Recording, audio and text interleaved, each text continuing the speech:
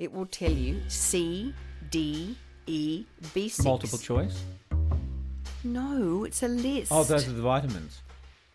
Oh my Okay, God. yeah, okay. No, I'm just trying to follow you through your How your complicated was that? Well, you Vitamin you should, C, you should vitamin D, vitamin E, Now I've got vitamin B6 and zinc. You got it? Yep. Right. You are listening to the Why Smart Women podcast, the podcast that helps smart women work out why we repeatedly make the wrong decisions and how to make better ones. From relationships, career choices, finances, to faux fur jackets and kale smoothies. Every moment of every day, we're making decisions. Let's make them good ones.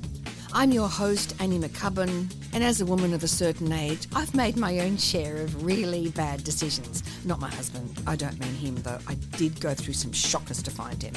And I wish this podcast had been around to save me from myself. This podcast will give you insights into the working of your own brain, which will blow your mind.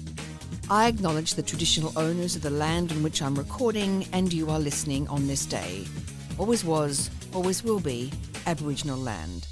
Well, hello, smart women, and welcome back to the Why Smart Women podcast. If you are a regular listener to the podcast, you will notice that my voice is still below par. Normally it resonates beautifully. I have a well-rounded and marvellously theatrical voice, and I've lost voice like a clarinet, like a beautiful woodwind instrument. I've lost half of it due to being sick, and I have been sick now for. Hang on, I got sick Friday. Hang on, let me calculate it. 7, 8, like about 10 days, which is really irritating. But I'm trying to keep it in perspective because there are people, as we know, way worse off than me with my annoying cold and attendant laryngitis. But hello, David. Hello there. I mean, I'm very sad that you're still ill, and I really think that if you'd really committed to the honey and lemon drinks, to the ginger tea, if only, to the saltwater gargles and the bone broth that I was suggesting, then maybe you'd be back to firing on all cylinders. But that's not the case. Yes, and it is just to talk about the process of being sick, and that is many people in a very kind and good-natured and helpful manner have said to me, what are you taking for it? Are you dosing up on, for instance, vitamin C? And what I have to say whenever I'm confronted with that question is, no, I am not, for the following reasons. Supplements, vitamins, special teas, etc., are all part of the wellness hype that tells us that if you want to get better from a cold or an illness like a cold, then what you need to do is boost your immune system and take some natural herbal remedies. And I guess we can talk about why I won't go near them. Yeah. I mean, social media in particular is like a petri dish for influencers who are promoting wellness claims that get amplified. You know, the facts are twisted. The specific nuances that get lost. And I know that people want to know what they're dealing with. I think today what we really want to do is just expose the gap between the reality and the hype for some of the most popular remedies, so that you, like me, like Annie, can make decisions based on facts, not on fads. Well, also I think, and we're about to go through all the biases that affect our thinking when we do get sick and we start to make decisions on how we're going to get well quicker. And the one that comes to my mind immediately in a very emphatic manner is the appeal to nature bias. And this bias purports that if something is natural, it has to be better for me. And there's a strong distrust of chemicals. If you're involved in the appeal to nature bias, then you have a very strong sensation that you don't want any of those nasty chemicals in your body. Well, let's quickly alert the press, because every single thing is made up of chemicals. And the notion that because something is natural or organic, it's better for you is 100% wrong. Now, Annie, that sounds just very absolute, right? Well, that's me, right? Yeah. Let's take something that everybody knows works, and that it's the honey and lemon drink. I saw something in my post the other day, and it was suggesting that we take the honey and lemon drink really seriously, because it can actually flush the toxins from your system. Oh, yes. That it melts fat, that it boosts cognitive performance. Boosts it, does it? Yeah, it does. Well, that's what it said. That that raw honey is a superfood. Oh, for sure. And as such, it'll cure colds instantly. Yeah. Now, you'd only have those claims being made if there was some evidence of efficacy, and definitely, anecdotally, if I take a honey and lemon drink, if I've got a sore throat, then honey will soothe the cough and the sore throat, and yes, you will get vitamin C from the lemon, but what's your problem with that? Okay, so number one, there is no such thing as something that flushes toxins out of your system. But isn't that the way that the natural body works? No, the natural body works because that's what your kidneys and your liver do. They flush toxins. It's complete rubbish. And you said something else really interesting then, and you used the word anecdotally. So anecdotally, these things work. Now, we know that anecdotes, because our brains are configured, because we understand the complexity of the world through stories, we are way more attuned and receptive to anecdotes than we are to data. My grandmother, treated all the colds and flus that arose in her family with hot lemon and honey. Your grandmother was quite a difficult person, wasn't she? But she cured everybody, didn't she? Well, there's the anecdote. There's the anecdote. So an anecdote is not data. And if you want to actually find out about the true efficacy of things, then you need to go to large-scale data. So let's, for instance, look at the notion of vitamin C, which is very, very much touted as something that will cure extra vitamin C. It'll fix you. 500 milligrams of vitamin C. Smash it with that, and Linus Pauling will feel vindicated, because would you like to extrapolate on Linus Pauling? Well, Linus Pauling was the American scientist who noticed Nobel Prize winner for something else. He noticed that there was in his data that people were improving when they had doses of vitamin C, and that particular anecdote, that story, that finding raced through the scientific literature, and then suddenly vitamin C was the cure-all for the common cold. And everything else. Linus Pauling was an eminent American chemist. He actually won the Nobel Prize for Chemistry in 1954. Yeah. And the Peace Prize in 1962. Won the Peace Prize in 1962. Then he lost the plot badly. He formed a view, I guess, based on spurious evidence. Well, the experiments that he did, and probably a great desire to come up with a cure-all for the common cold. He had great faith in vitamin C, and a lot of people had great faith in Linus Pauling. So there's your argument from authority. Vitamin C was... Explain the argument from authority, please. The argument for authority. Well, if this person is an authority, then what they are saying must be true. Whether a doctor or a naturopath or... A doctor, a naturopath, a Nobel Prize winner. Lionel Pauling says that vitamin C is what we need when we have a cold, therefore it must be true. And so, yes, vitamin C was very much crowned as the go-to if you had a cold or if you had any kind of illness. He also, I think, said that vitamin C could intervene in heart disease. I've heard people claim that mega doses of vitamin C will cure cancer. Yeah, I've heard that too. Here's the unpacking of the data around vitamin C, because it's important, because about 3 or 4 people said to me have vitamin C. Vitamin C will not prevent you getting a cold. It will not prevent it. So you can take it for months on end, years on end. It will not prevent you from getting a cold.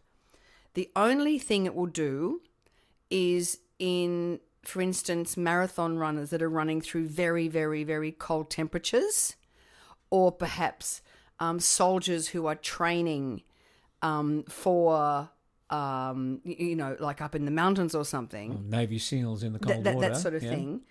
In sub-zero temperatures, they say that it can reduce the chances of those people in those environments from developing a cold by about 30 to 40%. Okay. The rest of the population, it doesn't. Now, If you're an ordinary person and you pick up a cold on the bus, if you're an ordinary person like me who's got this and then it's developed into all sorts of annoying things, if you take vitamin C once you have the cold, so not prior, once you have the cold, it will reduce certain symptoms by 10%. So, for instance, your cold, which may have lasted 10 days, will simply go down to 9 days, but it won't reduce any sort of mild symptoms.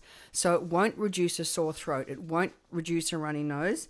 The only thing it may help with is symptoms like aches and pains.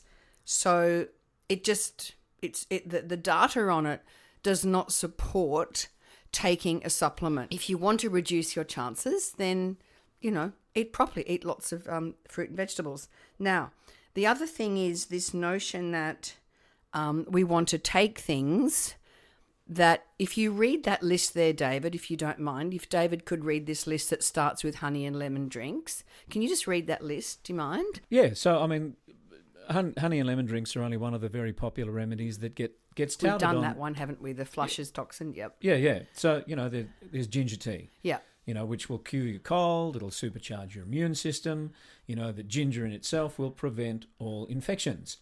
Steam therapy? Steam therapy. Yeah, that's right. So if you get your head over a bowl of steam, then the steam will kill the viruses in the throat. It'll flush out the infection. I think they even suggested it was going to prevent COVID-19, didn't they? They did suggest that. Mm-hmm. And does it do any of that? Kill viruses? Well, I mean, the thing that it will do is it will relieve nasal congestion. Yeah. Because what the heat does is it causes the nasal passages to swell up, to enlarge. And so, the pipes aren't so blocked, so you can breathe better. But there's actually no evidence that it kills a virus or prevents an illness. And you can burn yourself as well. Exactly. If the steam's too hot. And what you don't then want is burnt tissue in your nose, because that's more likely to become infected. Yeah. If you want to deal with something that's a little bit lower tech, then you can do the saltwater gargle. Oh, my mother, she was just an absolute advocate for a saltwater gargle, and she lived to nearly 98. Yeah, and look, I actually put great trust in the saltwater gargle because I noticed that it did, reduce the sore throat and like swimming in the ocean. You've got a thing about that. You're always telling all of us to go and swim in the ocean. Go swim in the ocean because the salt water will actually do what? Reduce the bacteria that is in your mouth and in your throat and in your nasal passages. So, I do believe that works. But it has no impact on the duration of the illness or the severity, though. Well, no, that's the limitation. You've got to look at the data. Yeah, okay, and so otherwise it's an anecdote. Okay, all right, and it is an anecdote. But will it eliminate viruses and prevent? It won't eliminate it. It won't eliminate. See, I know. I can feel as you're reading those that you've got a strong predilection for defending them. Annie, I'm only human. Okay, and being human, I will look at the experiences of my life. And I will make decisions based on what I believe worked in the past. And you know what? You're quiet. There's actually a term that describes that. What is it? That's the post hoc ergo propter hoc fallacy. Oh, please explain that. Yeah, well, it's like when you've done something. Yeah, like what? Like had a cup of tea before you go to bed. Yeah, right? I like that. I like to do that. Have a cup of tea. I drank tea last night. I woke up feeling much better. So clearly, the tea healed me. So it's correlation versus causation. Well, if you're being clinically skeptical about it, then that's what you'd say. Well, you just called it post hoc ergo propter hoc fallacy, so I think my way was easier of Okay, explaining well, it. look, forgive me for dipping in and out of having some witness on my thought process. Look, I do know that for years I swore by cold showers, cold swimming in the wintertime, and I never ever got sick. Anecdote, one person in this particular test, and it seemed to work for me. So I know that I developed quite a belief, a conviction that, cold water, ginger tea, hot lemon and honey, that those things would work. Do you still cold water swim in the winter? I do. And I must confess, in the back of my mind, I think, this is going to be keeping me healthy. It makes me feel good. I thought that because, prior to me getting sick, I was cold water swimming. Heroically. Going to the gym, eating properly, cold water swimming. My body is my temple. Yep. I work very hard. And you were so disappointed when you succumbed. Deeply disappointed. Yeah, I know. We all felt it. When this happened, when I got sick because I tried really hard. Anyway, so hydration. So what is that? Just drinking a lot of water. Oh, this is another one. Yeah. I mean, I saw an advert for a water bottle or a water container the other day that has got a little sensor in it that'll connect with your smartphone, and it'll remind you when you need to have a drink, and it'll monitor how much you're drinking. And Jesus, God Almighty! Well, so you can start to collect your own data, I guess. But look, there is a fairly well advocated perspective that if you drink a lot of water, if you drink a lot of honey and lemon, or you drink a lot of ginger tea, then that is going to, shorten the illness. Okay, so evidence of efficacy. Here we go again. Essential for recovery, keeps mucus thin, supports immune function. I'm about to talk about immune function in a minute, because the limitation of it actually is it doesn't cure or shorten illness. I mean, just drink enough water. Do you really need a nap? I've got a bottle next to me. I try and get through it in the course of a day. I mean, how much outsourcing of our brains do we actually need? You can't deny the healing effect of chicken soup, though, surely, with the bone broth. Go on. Really? I mean, chicken soup, it Listen, cures colds. Bone broth, go on. Restores health instantly. Oh, look, it supercharges immunity. Yeah, chicken soup. And the thing is, there's no direct antiviral effect. It's comfort food more than a cure. And I come back to the fact that, having hot chicken soup's a really good idea. I come from a Jewish background. And obviously you're eating vegetables in it. Vegetables are really, really, really good for you because you get the vitamins and minerals that you need without having to buy an unregulated vitamin. So chicken soup is good. You're happy with chicken soup? Yeah, yes, I am happy with chicken soup, but it's not a cure. It's just a nice thing to have when you're eating vegetables. Okay, what if you upped your zinc? See, my sister, who trained as an opera singer, knew this, that when she took zinc and vitamin C together at the beginning of a cold, then the cold wouldn't last for so long.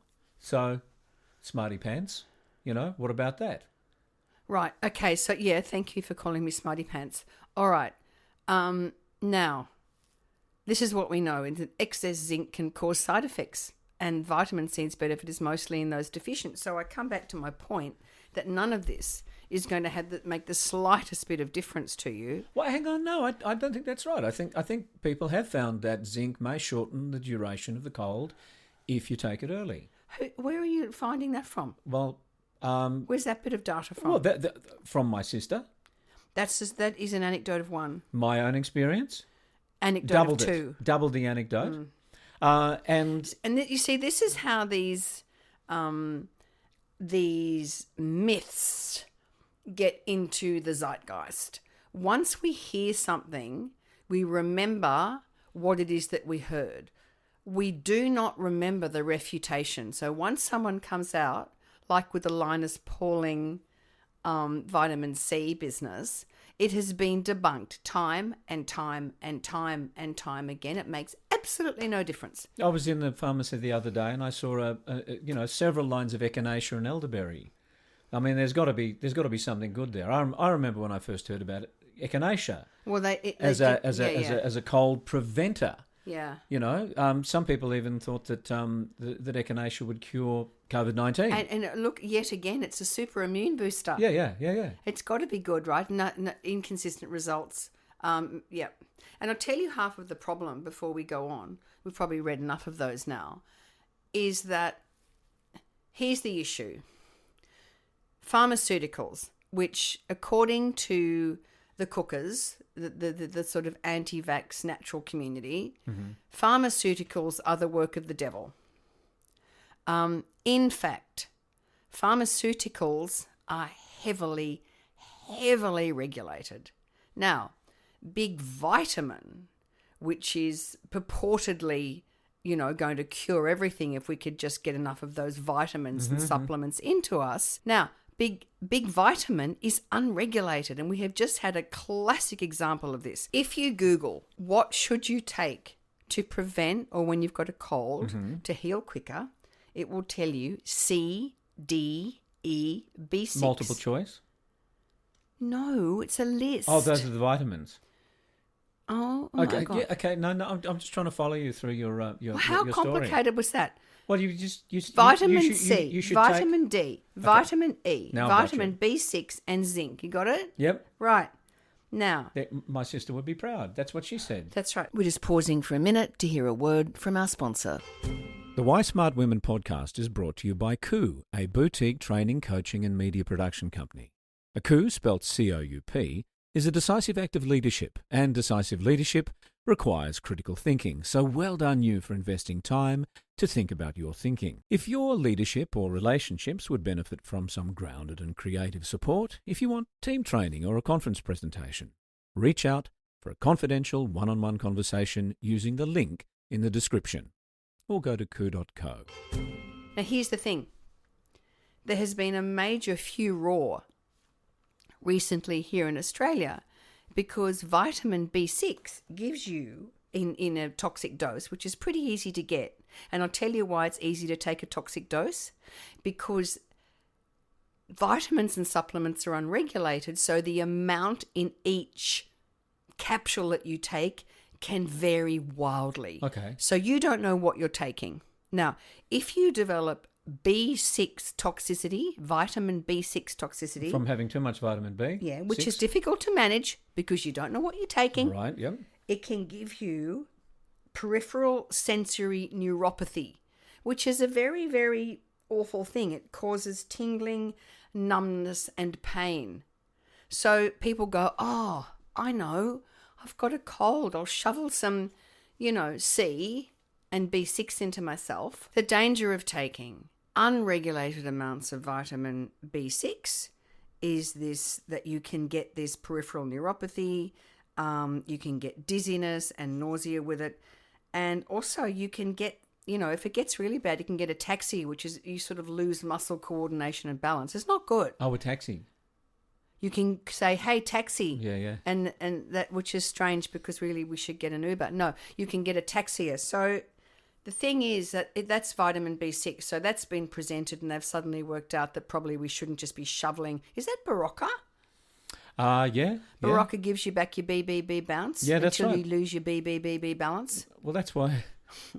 I mean, I know that I take a Berocca. Well, maybe you shouldn't. So, well, I mean, what do we do? What do we do about that anecdotal evidence where you take a Berocca and you actually do feel a bit more bouncy for the rest of the day? I don't know. You got to look at large scale stuff. We cannot trust. This is the problem. Yeah. Then you're in the intuitive thinking issue, right? Mm-hmm. Which is, it just, it's red, it's fizzy, it's in a glass. I put it in my mouth, it's a bit cold. It just feels right in my body, and that's how I know it's working, right? Yeah, it's working. And so it adds to the sort of the internal database of evidence that we build up over time that this is the thing that I need to take. I mean, there's a bit of a problem when you fall victim to the idea that more is always better. Yeah. It's like one Berocca in the afternoon might give you back your BB bounce, but if you want to get a lot of BB bounce and you take 3 Berocca, then you get the BBB balance problem. Then you get the what did you call it? The peripheral neuropathy. Yeah. Sensory peripheral neuropathy. And so that sounds like something's going wrong with your brain, and your senses. Yeah. So you lose your balance. You can lose your balance, get dizziness and get a list of pain and tingling. And the problem is with any of these supplement vitamin sort of toxicity overdose problems is that because we are very enmeshed in the appeal to nature bias and we think it's just a vitamin, like, come on, as if that's going to hurt me. Yeah. When people present at the doctor and go, there's something wrong with me, they often don't disclose to the doctor that they're taking vitamins because why would you bother? Why would you bother? It's fine. I was taking a bit of C and zinc and B6. Right. How's that going to be causing this? So then the doctors have to do all this digging around until some smarty pants goes, hang on. And then are you taking B6? And then they start getting, I guess, across the population, this is what happened. They started seeing this repeated issue with B6 and these sort of functionality issues. But it's very, very difficult. And, it's hard for people, there's got the sunk cost fallacy, right? Yeah. How much have you spent on Barocca and turmeric? Yes. I mean, we could probably go through a list of cognitive errors and logical fallacies that come into play when people are thinking about whether they should take probiotics or invest in some more essential oils and those sorts of things. So what's our list? We've got confirmation bias. I knew this would work. I found lots of articles on the internet that said it was going to work. Just backed me up. Oh, the overconfidence effect, which is really interesting. Yeah. And this comes from, people doing that sort of online searching. Yes. And then you get lots and lots of people coming back going, oh my God, I took that. I took zinc and echinacea. Yep. And now I feel amazing. Yes. And so then you know more than the doctors. Yes, indeed. Right? Yes, indeed. And so you've talked about the naturalness bias. Yeah. Don't like chemicals. If it's natural, then it must be good for me. And what about placebo? Well, the thing about that could be the thing with the BBB bounce. It could be. But I don't think so. Okay. But I could be wrong. Okay. I mean, we know that the placebo effect is a thing. Yeah, for sure. That people will respond in very positive ways when they just think that they are having something that is going to cure them. Yeah. But the kicker with the placebo effect is that it'll only happen if the body has the capacity to produce those chemicals and hormones and right? T cells that are required itself. Yeah. So placebo doesn't. It's like the placebo effect won't cure somebody of a disease that requires, amino acids and chemicals and compounds that are not naturally produced by the body. So, sorry? Indeed. Yeah. So sometimes it'll work and sometimes it won't. Trouble is that the placebo effect, if a whole bunch of people have the placebo effect, then that balloons into the bandwagon effect. Where a whole bunch Explain what you mean by that. Well, the bandwagon. People jump on the bandwagon. Everybody in my WhatsApp group, were taking it and it worked for them, so it must actually work. Yeah. You see all of this evidence on social media that this is the cure for that. And again, it's just convincing because other people seem to be doing it. You've got social proof. If Janelle from the gym tells me that she's been taking probiotics and her gut, because gut's the new black, right? Everyone can't stop talking about their gut. She took probiotics. We are very, very prone to listening to anecdotes. And also we've got a tribal brain. So, if my tribe thinks it's a good idea, I'm going to think it's a good idea. And did we discuss sunk costs? You spent all that money on it. Yeah, that's right. If you spend a whole lot of money on a medicine cabinet full of supplements, then you're going to want to sort of justify that you didn't waste all of that money. Yeah. There are two other sort of mistakes that people make that are worth mentioning. Mm-hmm.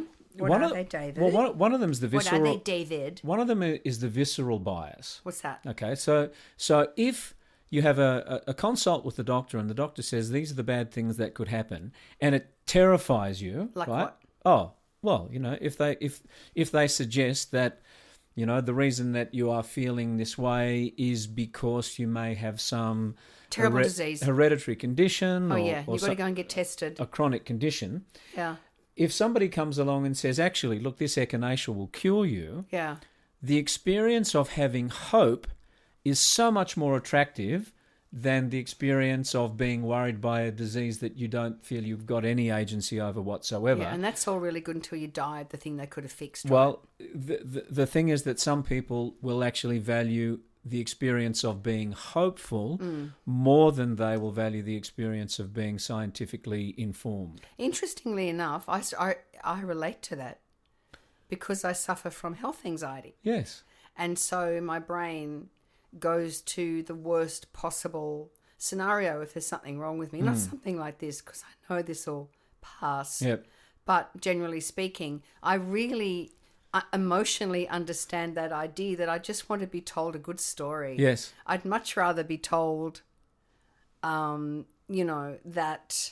it's going to be okay because someone can give me something rather than have to go and have a test. Actually, which provokes anxiety. What you like is it's going to be okay because I'm doing something about this. Yeah, that's right. And I think that that's a major element in your magnificent discipline of getting to the gym every day.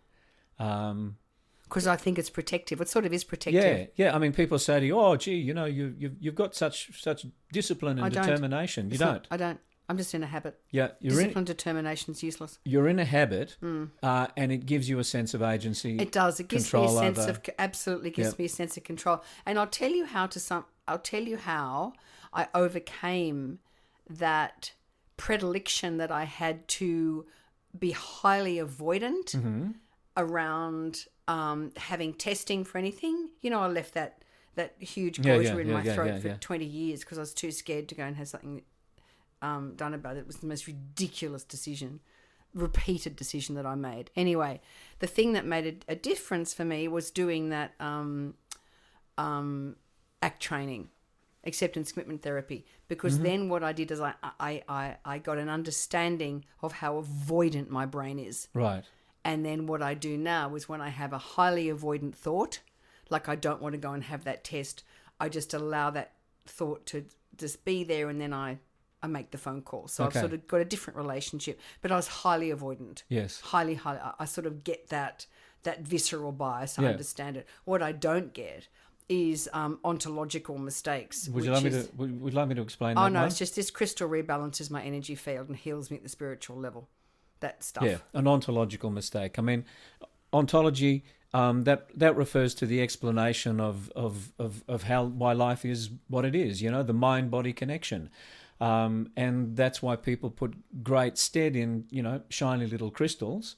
Mind Valley. And Mind Valley. Because it's like we're all energy. Yeah, that's right. We are energy. And I am an energy healer. We are all energy healers. I hate that guy so much. Yes. So that's a really nice kind of explanation about the nature of reality, and the way that you can have agency in this particular reality is surround yourself with the with the objects that resonate at the right frequency. Make you feel better. I get that. And that everything is therefore going to work. It's just that the problem is that the narrative that you can heal yourself by adhering to what nature's pantry can provide, that you can heal yourself by surrounding yourself with things that balance your energy. Unfortunately, if you do that, at some point, reality is going to come and bite you, and then you end up in the hospital, and it's all very difficult. Yeah. Or you may just spend a whole lot of money on products that actually aren't working for you. That's also true. The other thing is just how often I see the words immune boosting. It's just everywhere. Right, immune boosting, immune supporting. Now, the problem is we don't want to boost our immune system. I think people have this idea that this immune system is just this little thing that sits inside you, and you can just give it a bit of a step up. You can give it a bit of a hand up. Mm-hmm. Give it some vitamin B. Give it some vitamin B. Give it a bit of C. And it'll do its job even better. Yeah, and it's seriously not true. We do not want to boost the immune system. Yeah, because an overactive immune system ends up with things like inflammatory disorders. Lupus. Arthritis. Rheumatoid arthritis. Yeah. the immune system is very, very finely calibrated. And if it's boosted for whatever reason, then what happens? It reacts and attacks itself. I mean, the good thing is it's actually more difficult than you'd think to boost an immune system. Interestingly, if you do want to protect yourself against diseases, guess what you can do? Move. Get vaccinated. That's the big protector. Oh, hang on a minute. Yeah. Really? Oh, yeah. But that's not natural. Yes, it's not natural. It's come out of, science labs where people with white coats and things are looking into microscopes instead of wandering through the forest picking mushrooms and then putting it in a beef Wellington. I had to mention that. The beef Wellington. Actually, I mean, that idea that vaccinations are not natural is actually fundamentally untrue. Incorrect. Go on, explain why. Well, the thing is that we only learnt about vaccinations because people were becoming vaccinated in non-clinical situations. So, pox. Yeah, was that the thing where he Smallpox. rubbed the pox into the... Smallpox, that's right. So, this was Fleming, the guy who was credited with the invention of the first, chemical treatments to keep people healthy, antibiotics. And what he noticed was that the milkmaids weren't getting smallpox. They weren't getting smallpox because they were getting cowpox. They were actually picking up a disease from the cows that they were milking that made them sick, but that gave them the immunity against the smallpox. Now, the thing about smallpox is that when you had it, it would disfigure you. You'd get eruptions and breakouts all over your face. So it was obvious they'd had it. So it's obvious. No, sorry. It's obvious when you get smallpox. Right. You get these eruptions all over your face. The milkmaids who had the cowpox didn't get the smallpox, so they were saved the disfigurement. The disfiguration. And so this is where the trope of the pretty milkmaid came from. Fair dinkum, I did not know that. Yeah, the milkmaids didn't get the smallpox, so they remained pretty, whereas everybody else in the village got the smallpox and they became pock-marked. Interesting. Yeah. Interesting. So vaccinations just happen. Yeah, and now we have them, and because and of we all can the... target them, we can make them stronger, Yeah. we can make them very, very, very specific, and Yeah. we can create the environment in which it is administered. And so, this is the great thing that human beings have done for other human beings, unlocking those codes and having treatments that are just much more reliable and less dangerous than the ones that we leave to just nature. But here we are in the situation where the electric internet has allowed myths to be disseminated across the world, and now we're in a situation where wonderful science is doubted and spurious, untested, flawed cures are touted as the answer. So this is why I podcast, to try and debunk. And thank you, David, for joining me. My voice is going now. Yeah. I have to rest it.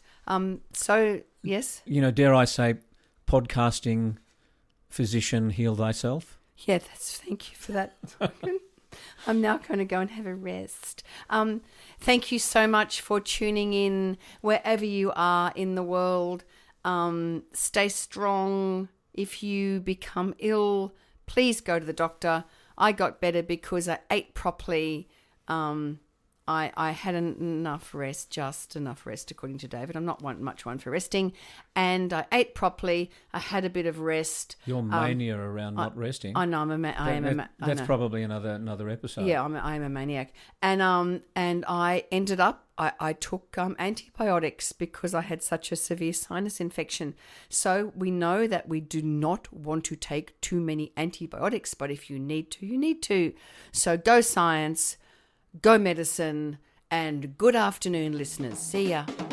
Thanks for tuning in to Why Smart Women with me, Annie McCubbin.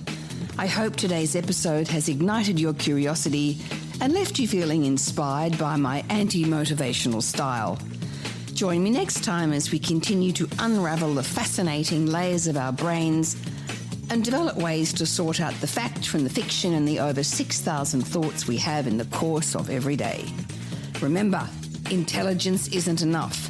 You can be as smart as paint, But it's not just about what you know, it's about how you think. And in all this talk of whether or not you can trust your gut, if you ever feel unsafe, whether it's in the street, at work, in a car park, in a bar, or in your own home, please respect that gut feeling. Staying safe needs to be our primary objective. We can build better lives, but we have to stay safe to do that. And don't forget to subscribe, rate and review the podcast and share it with your fellow smart women and allies. Together, we're hopefully reshaping the narrative around women and making better decisions. So until next time, stay sharp, stay savvy, and keep your critical thinking hat shiny. This is Annie McCubbin signing off from Why Smart Women. See you later. This episode was produced by Harrison Hess. It was executive produced and written by me, Annie McCubbin.